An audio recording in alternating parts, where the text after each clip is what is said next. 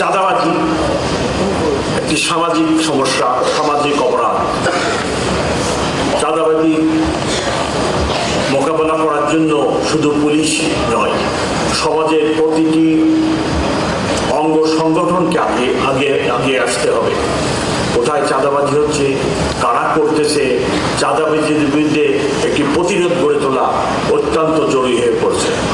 আর 20 লক্ষ 25 লক্ষ গাড়ি চলে শহরে সমানে হর্ন বাজায় ড্রাইভার সাহেবরা। হয় আমি ইতিমধ্যে সরকারের সাথে বিষয়টি আলোচনা করেছি, চিঠি দিয়েছি। আমি পরিবেশ আইনে, সড়কের আইনে পরিবর্তন এনে আমার সার্জেন্ট যাতে স্পট যিনি হর্ন বাজাবেন তার বিরুদ্ধে তাকে প্রসিকিউট করতে পারে। আমি পুলিশ ভাইদেরকে বলতে চাই, জেলা কমিশনার সাহেব ওনাদেরকে বলতে চাই, পুলিশকে জনবান্ধব হতে হবে, পুলিশকে জনগণের কাছে কাছে যেতে হবে, পুলিশকে বুঝাতে হবে যে তারা এই দেশের একটা পার্ট।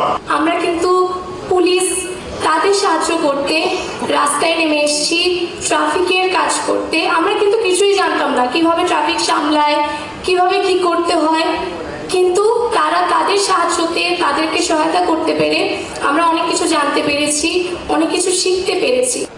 আমরা জনগণের বন্ধু হিসেবে কিন্তু পুলিশ চাই সব সময়, কোনো রাজনৈতিক ক্যাডার হিসেবে পুলিশ চাই না।